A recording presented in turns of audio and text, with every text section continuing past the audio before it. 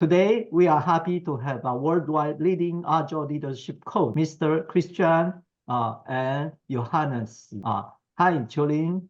Can you please introduce the book and the author? Hi, my name is Chulin. We are honored to have the Zombie Scrum Guide Survival authors here. The book is co-authored by Christine N. Vervey and Johannes Schatto and Barry Overin. And this book contains all the condensed knowledge which they have gathered over the past decade. We are lucky to have you two, Christine and Johannes here, and we are interested to learn more about your book and you. Before we start, here's a quick summary about the book, okay? So, the Zombie Scrum Survival Guide aims to help Scrum Masters, Scrum practitioners, Agile coaches, and leaders, as well as those who want to transform Scrum promises into reality. It also provides a comprehensive guide to escaping zombie Scrum and getting real value from Agile, offering practical approaches, exercises, and the tools for escaping zombie Scrum and improving Scrum. The book is humorous, virtual, and extremely relatable. So before the question, Christian, would you like to introduce yourself to the audience? Of course, thank you.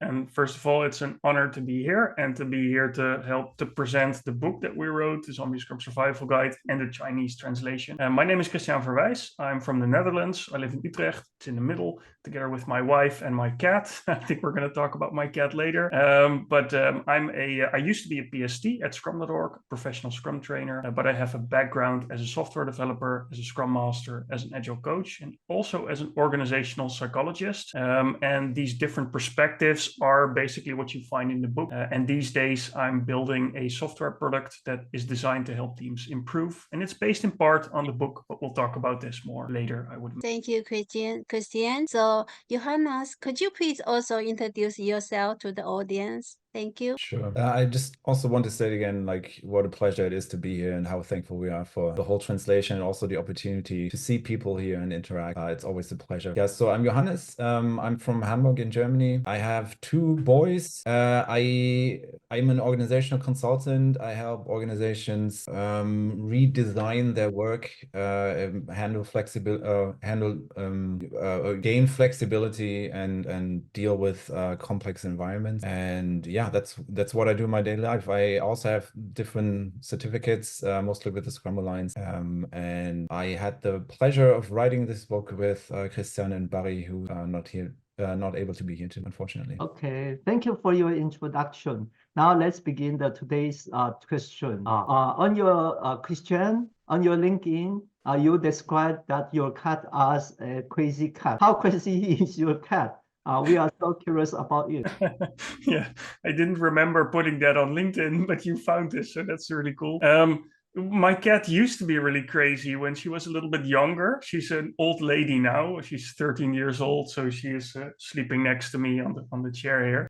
But she really likes going after laser points. So if you have a laser pointer and you point it at the door she just starts jumping around, and she's always sort of talking to us by meowing all over the place, really loud in the house. So it's a crazy cat, but she's sleeping next to me right now, very quietly. So crazy. Yeah.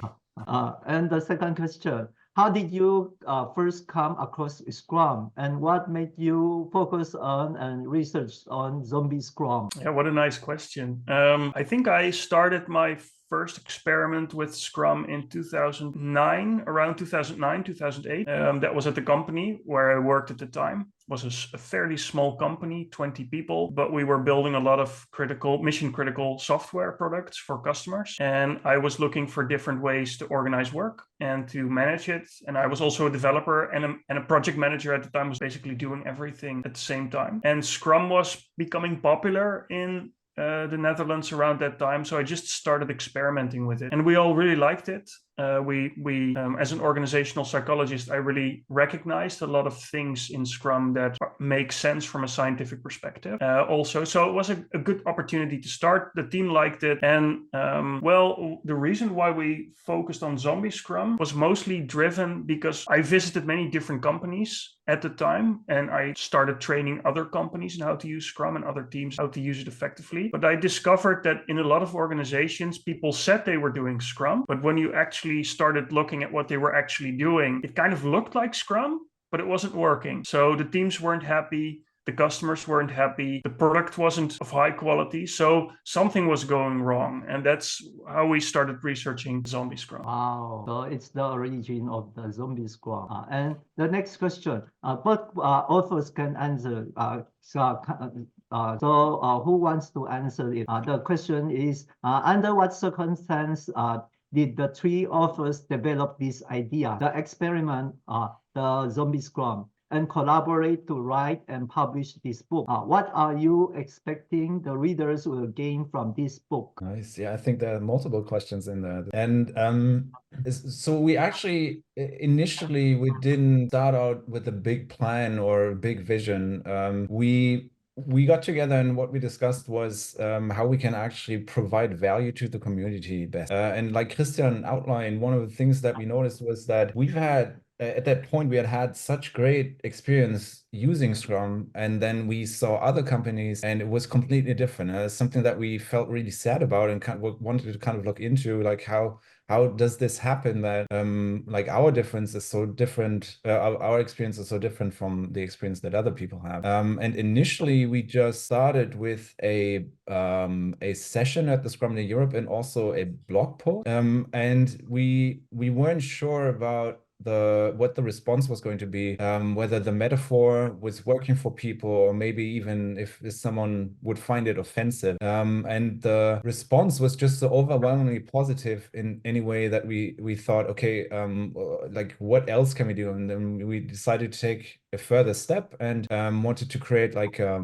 symptom tracker, or like an infection map, which now turned into this big survey. And yeah, and then at some point we just noticed that there was so much in there that we thought it might be enough for a book. And we had all these, one of the things that we discussed was most of the time you find this idealized view or this idealized version of Scrum that is being propagated in books that sounds really good, but that for some reason people have difficulty achieving. And we wanted our book to be different and be, we assume that people don't have the power to change the organization overnight. And that's like we collected all these small ways of influencing the work environment that had worked for us and started categorizing them, also asked other people to try them, so that we could gain some more feedback and get some more data on this, instead of just, you know, writing a theoretical book. And that was really important for us to offer people multiple things they can try right away, to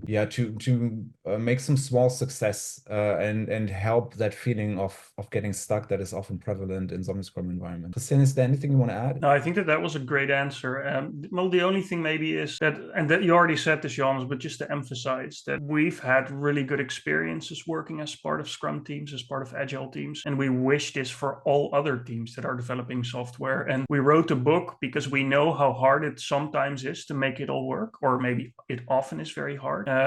So hopefully the book, if you're stuck and you don't know how to make Scrum work in your organization, hopefully the book gives you a lot of simple things you can start improving.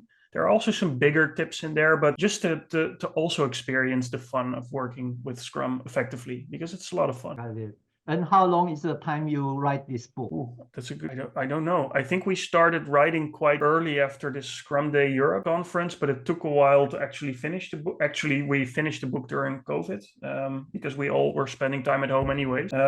I think in total, maybe a year. Johannes, what's your recollection? Yeah, I think that's right. And I have to say it was actually much faster than I anticipated, mostly because we had a really good rhythm. And Christian and Barry are also people who just get things done, which isn't, I mean, like not all the people that I work with have the same work ethic and the same drive. And so I think it actually went pretty fast because we had lots of progress each week. And we had this great rhythm to actually get this done. Oh, it's very fun. Oh, okay, Jolene. Yes, thank you. I would like to ask you because we know this book is co-authored by three of you. The Barry is not here, so and also you come out the idea all together, and you say you have been doing a lot of survey, collecting data, and so we just wondering how do you divide the job? Who is responsible? What? Yeah, that's a nice question, and I honestly don't remember it in a lot of detail because it's been a while ago. But what we did, and that worked really well, was we just created a Google Drive document where we all started working in collaboratively.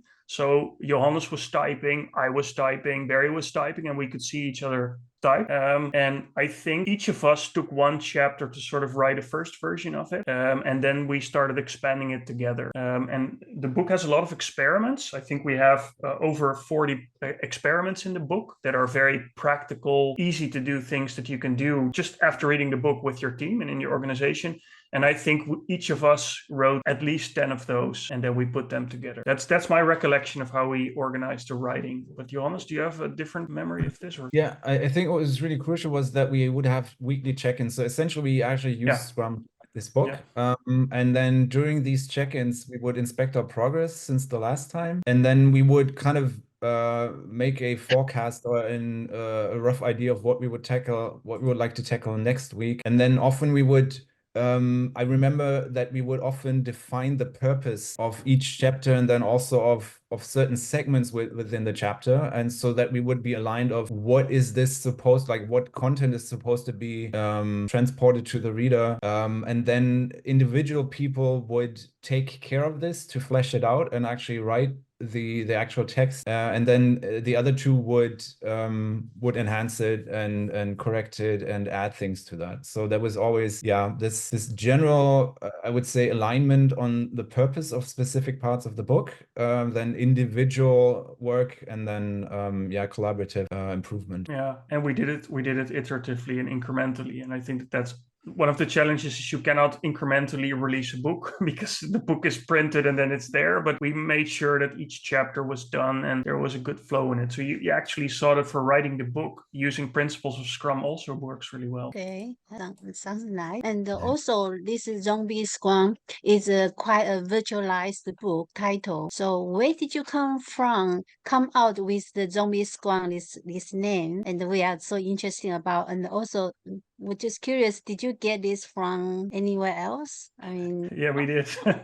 We did. Yeah. Thank you for this question. At the time, I was a big fan of the show The Walking Dead. I don't know if you have it in China, but you can probably get it somewhere. But it's a TV show about a post-apocalyptic world where there are zombies and a few survivors. And it's a very dramatic TV show. But Johannes and I were thinking about doing a session about Scrum at the Scrum Day Europe together. And we were looking for a theme. And I think somewhere I dropped the idea, like, can we maybe do something with zombies? And that would be fun. And then we can actually get some zombie makeup and put that on. And we actually did all that for the workshop. So that's where it actually came from a TV show called The Walking Dead.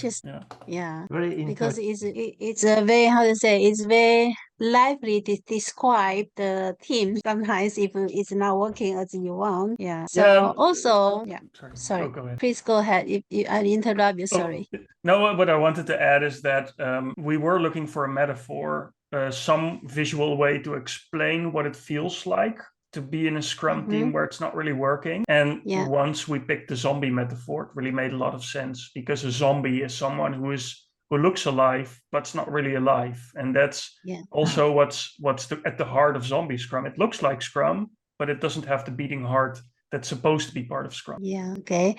And also, I would like to ask you, because what's the relationship between in your book talking about, say, liberating. So what is the relationship between the liberating structure and this book? So which one came first? Johannes, you want to take that one? Yeah, well, liberating structures came first, but they influenced our way of working so much that we noticed in this fight against zombie scrum that liberating structures are these tools that we always come back to and that often inform a big part of the whole approach towards curing zombie scrum. And we noticed that in the experiments, I think there was a moment when we kind of said, hey, we could just write in the book, just have a look at liberating structures and see how they could help you. But we decided to take very specific parts of that to show them to people and make it more, I know, like applicable so that people, so it's not like, it's like another abstract thing that people have to learn, but we wanted to lower the barrier for people to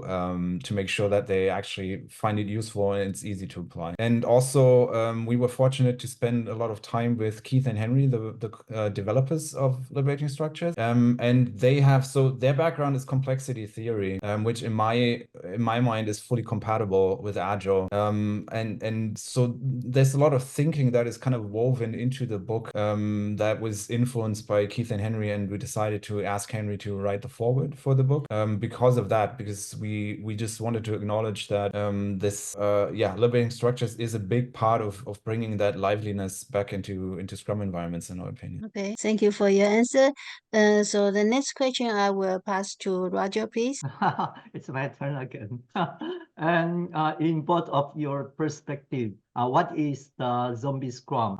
What characteristic make you identify a team or organization as influenced by zombie scrum? Right. Yeah, that's such a good question, because it's at the heart of the book. And what we describe it as the essence of zombie scrum is it looks like Scrum from a distance. So if you would go to a team and you would go to an organization where they say they do Scrum, you see all the things that you would expect. There's a Scrum Master, there's a product owner, they have daily Scrum, they do sprint reviews, they do sprint retrospectives, they have sprints. So basically the parts that you would expect are there, but the beating heart is not there. So there is no working software at the end of the sprints or a working increment. There is no contact with customers. So the team is not ever talking to users, to customers, to stakeholders who are using the product. There's also no improvement going on. Teams are not looking for ways to improve and get better, and they don't have the freedom to do anything. They cannot change anything in how their work is done or how they do their work. So it looks like Scrum, but it's not Scrum. It's not what's intended by Scrum. So that's what we describe as zombie Scrum. Wow. And how we identify it. Okay. Yeah, and I think going back to what we said initially, that we had such great experience using Scrum, is when we talked about this, we always came back to the point that if it's done well, it feels really lively and interactive. So there's a lot of communication and there's excitement, and there's people get value out of it and are happy, and there's like the good relationship. And what we noticed is you can often tell, like Christian said, if you were to ask people like what part of the Scrum framework is actually in place in the organization, then they would kind of check all the boxes, but then you look closer and it's especially this liveliness is missing, because it's not like it's almost like a scaffold where like some parts are there but not the actual content, and that is missing, and that's kind of like, in a nutshell, that's the biggest indicator of zombie Scrum.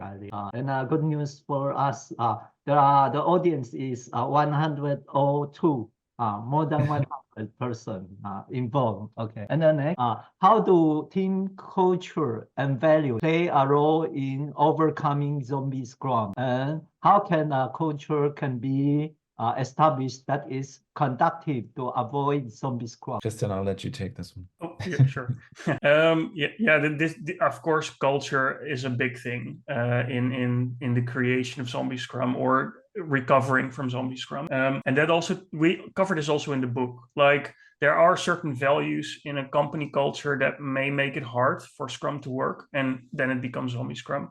For example, if there is not a strong value or culture around meeting with customers and meeting with users, if users and customers are kept very far away from the teams, that's just not a way to make it all work, because teams need to talk with their customers and with their users, right? It's really important.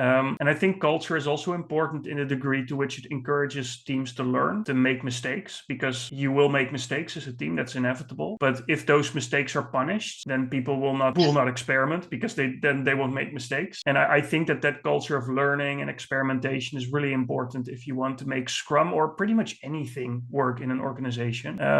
That's one. And I would also say a culture that encourages teams to take control and to have a sense of autonomy over their work. In some organizations, you have a culture where people have very little control over what they do. They're told what to do and that's it. But in complex work, which software development and product development is, it's really important to have some control over how you do your work, because you will run into many unexpected problems, issues, things you never expected would happen, but you still have to solve them as a team. And that's where you need autonomy and control. So that's one area where team culture is really important. And the values, of course, in organizations can shape that. And that's why management is so important too, because if management in particular is in a position to actually help create that culture, to set the right values. So this is one of the things we're seeing, if teams have zombie scrum, then often it is also because management is not actively supporting them. We can also see this in our research. So management support is really important in shaping team culture and value. Johannes, any additions? No, that's exactly right. Maybe one word. So what you can do, of course, is try to make like a big culture change initiative. And maybe some of that is going to help. But what we wanted to focus on in our book is to give people small tools that they can use that might influence the culture, but definitely have an impact regarding the actions people take. And it's we just want to make sure people don't feel stuck, because it can often feel like, hey, the culture is not there in our organization, so there's nothing I can do. So the culture has to change first, and that's often this huge impossible task. And we rather wanted to focus on small things that people can try, that in the end is probably going to influence culture in a positive way. And there might be a different book out there about like whole system culture change, but we wanted to make sure that people feel a certain sense of agency and are not just again like waiting for the culture to change, because that can also keep you in that zombie scrum loop, because that whole big change is probably not going to come anytime soon unless you take some form of small action. The culture is the most difficult question in the world, in the Scrum world. And let me share my experience. In the last year, 2023, May 5, I got my CST. Then I have my mission.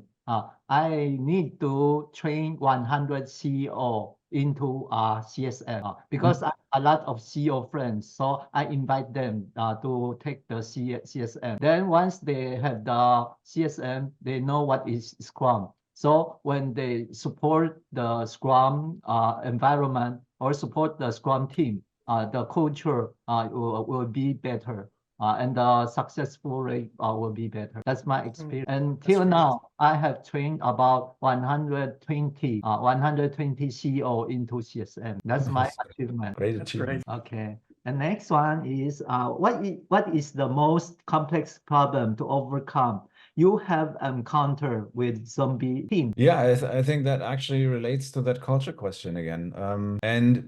There's this whole tangle of things that you would need to unravel if you actually wanted to solve zombie scrum in one go. And so culture definitely plays into it. There's usually like all the organizational structures and incentives are often not well aligned with Scrum. So for example, and this is like, to me, at the intersection between culture and organizational design, if there's a big focus on predictability in an organization, and when you actually look at it in a way, people are incentivized to deliver on time, in budget, then if you want to work in an iterative way and you assume that there are going to be many changes, then you're going to run into some form of conflict. And so there's like this whole this whole bubble of influence on the Scrum team that is very difficult to influence, and that is also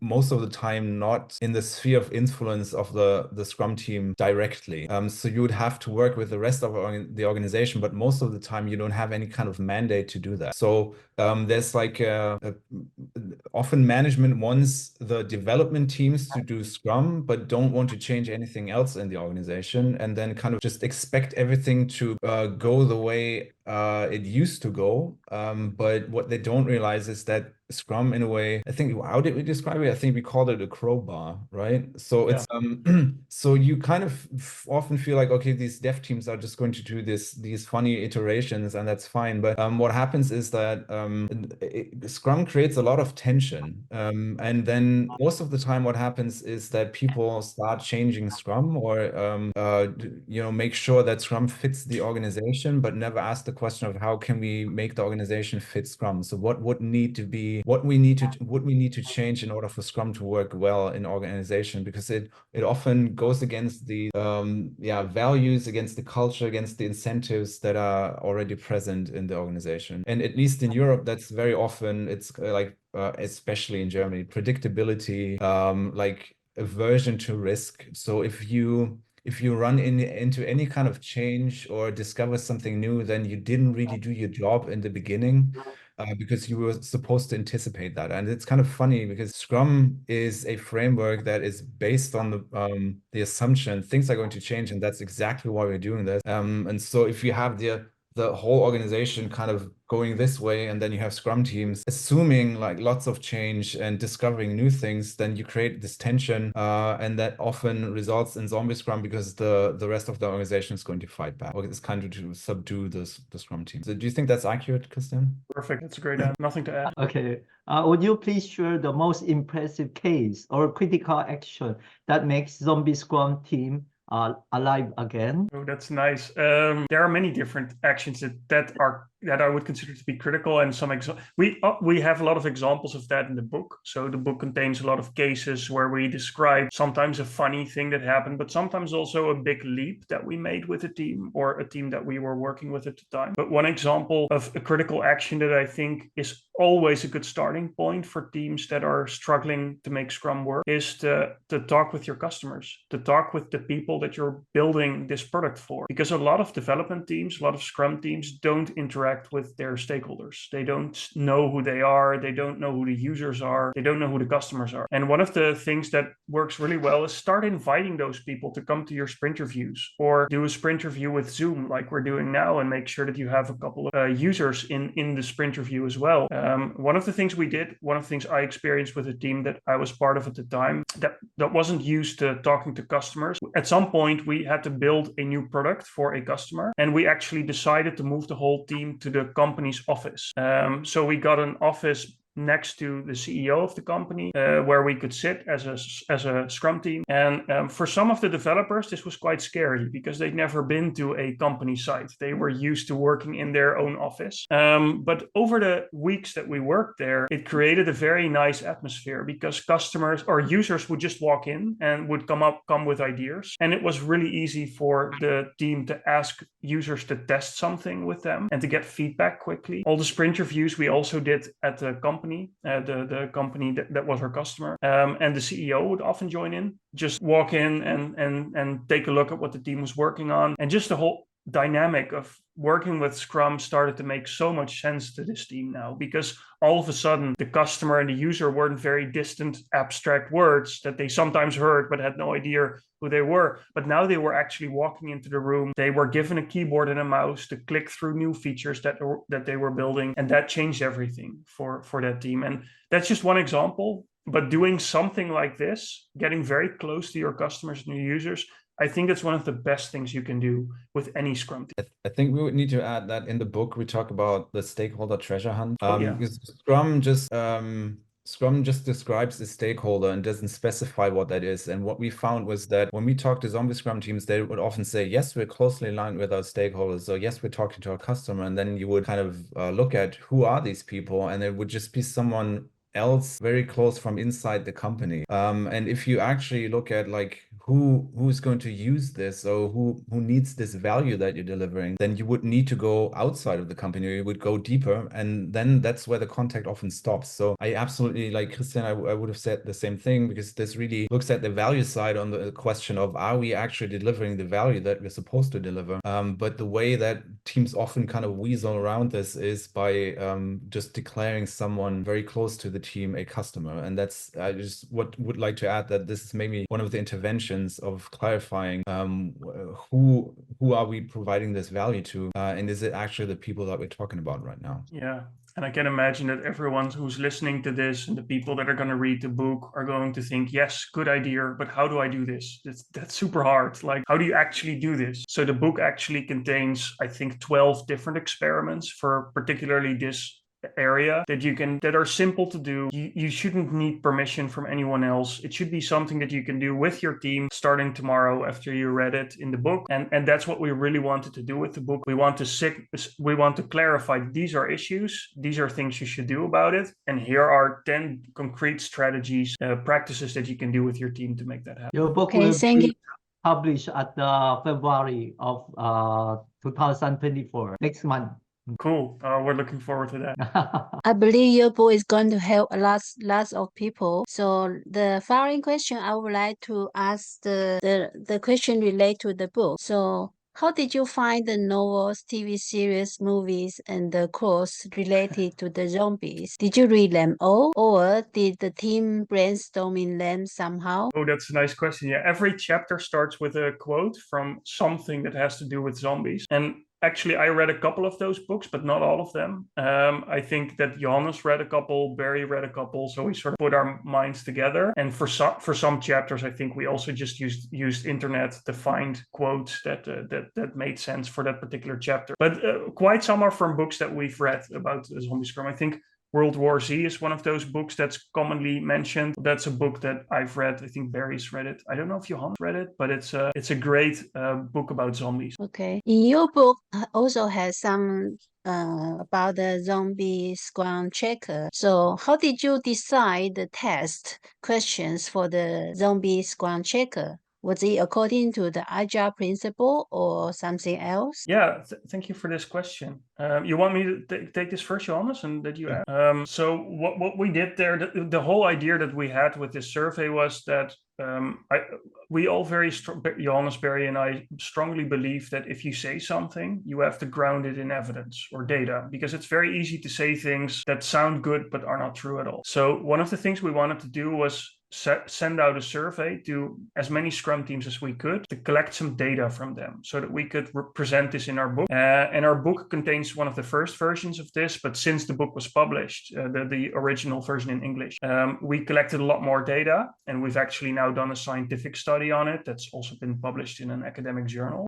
But the questions in the original version that are mentioned in the book, we simply came up with that by looking at specific examples of Scrum teams that we work with. Some teams were really good, some teams it didn't work so well. And Johannes, Barry, and I just started identifying symptoms. Like, what are the things we're seeing in teams that are different between zombie Scrum teams that are not effective and Scrum teams that are effective? And we then started categorizing those. I think we did this independently, and then we looked at, are there certain themes emerging from this categorization? I think we started with 100 different observations.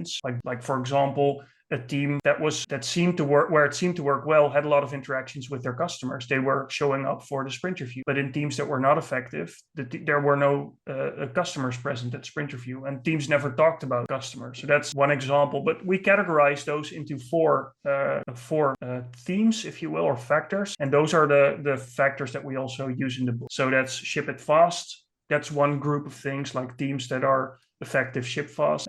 It's that they work closely with their stakeholders. It's a second theme. The third theme is that they improve continuously. And the fourth theme is that they have that they have autonomy to change, so they self-organize. And the fifth one, we added that one later, it's management support. So that's sort of how we came up with that. But since then, the Zombie Scrum checker has evolved into a bigger tool that's now available at scrumteamsurvey.org. Johannes, any additions to this? Things I missed? Or Yeah, what is interesting is that this was essentially this is the backbone of the book that really maybe is not that visible to people, because it was such an interesting question to work on. Like when we talk about Zombie Scrum as opposed to a healthy Scrum, what does that actually look like? And it's one of those things that I really like to do with different things, where it's really like, I guess you have a picture in your mind, but describe it to me. So what is that specifically? When you say healthy Scrum, what is that to you? And just externalizing that knowledge and comparing it, and are we even talking about the same thing? And then also we had people answer that survey before we finalized the book, because we wanted to make sure that this is not something that was in our minds, but something that we could actually measure somewhere else. And it was, we were fully committed to accepting that maybe the reality is different. So I think we need to emphasize that we didn't just want to put out a book that sounded good or made us feel good, anything, but it was really something where we were like, okay, we would like to solve a real problem in the world, and we want to make sure that problem exists, and we want to provide some real value. And that was quite a bit of work, but it was really helpful, and yeah, it formed a big part of the book, because it wasn't. I mean, we have lots of the statistics in there. To actually prove like this is what it looks like, and I think that was important. I mean, since then, I mean, how many more people have participated? I mean, it has been several, more than 10,000 different Scrum teams by now, right? Yeah, I think we have 12,000 teams in our database now, and I think that Yeah. represents close to 25,000 or 30,000 team members. Right. So that's a lot more data that we have now, but it's still the same picture. Like, there are teams that are really effective with Scrum, and there are also a lot of teams where it's not effective, and that gives a lot of opportunities for growth. Yeah, and I just want to call out that Christian is super talented regarding these things, because I mean, it's easy to just create a survey, but I mean, he learned this during this time at university, to actually put like all these balancing questions in there and make sure things are validated. And it's not just, because it's easy to measure what you want to see, but we were fully committed to getting at the bottom of this, and also changing our opinion based on the data. And that was really important. So it's not just something that we made up, but it's we did our best to validate this as far as we could. It sounds really useful.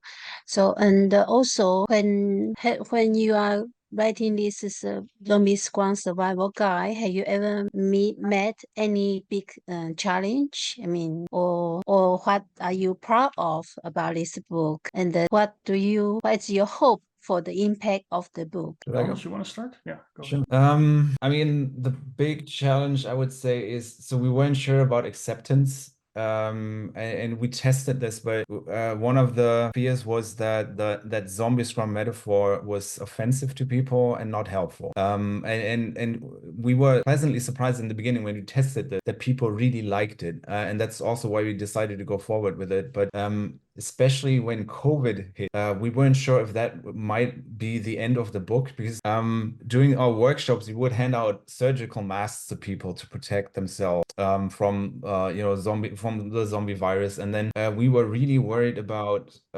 people, because we were talking about this pandemic and this global virus, and we thought, okay, people are not going to like this. It was difficult before, and now there is actually a global virus, and people might find this tasteless, or like that's not a good metaphor anymore. But it turned out that it's people were actually able to differentiate and see that it's humor and that it's good fun. So that didn't, that wasn't as big of a factor that we initially feared. Mhm. And I mean, my hope is that if sometimes we get these messages, and I just like, if you had a positive experience, I just encourage you to reach out, because we are available, for example, on LinkedIn. But sometimes we just get these messages from people saying, hey, this really helped me. And it might sound corny, but if we just help like a handful of people, and it has made an impact in their environment, and that's actually what we want. We don't think like we can change the whole future of Scrum. That's probably not in the cards, but if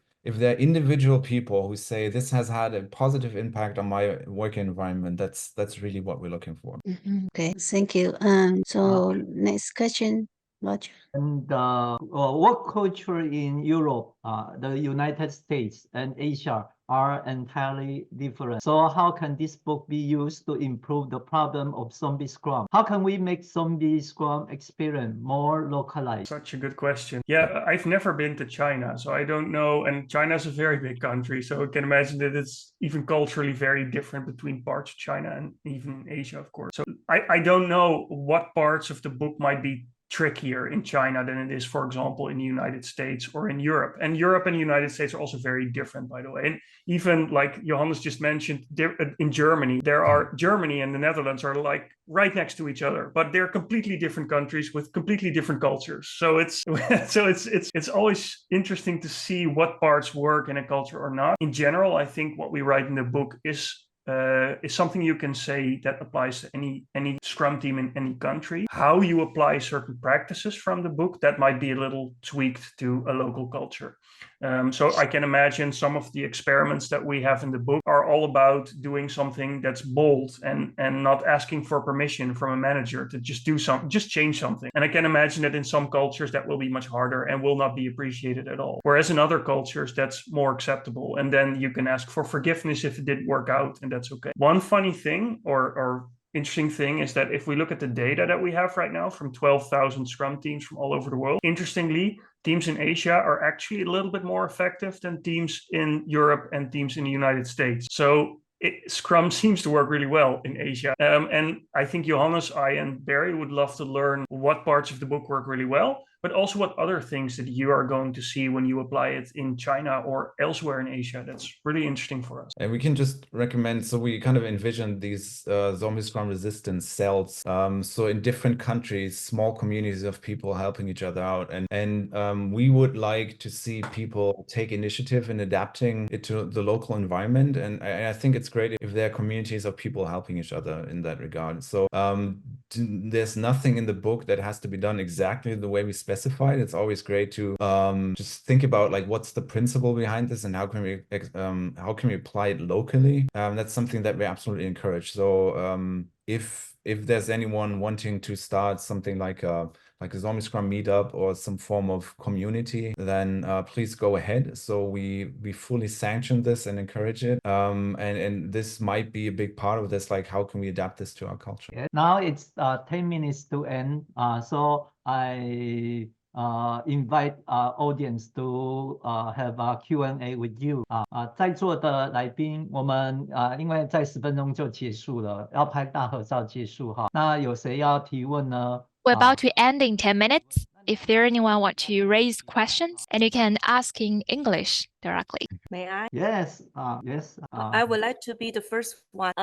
Johannes and Christian, I would like to know that after 4 years, if you will republish again your masterpiece, what kind of big changes will you put inside? Because during those 4 years, we have all encountered the COVID-19. So therefore, I thought that you probably will think about something change, no matter is humanity or the whole society situation, even though about election. For example, I know that Christian, Netherlands politics has a big change, especially for the president. Of course, in German, we have also see the changes.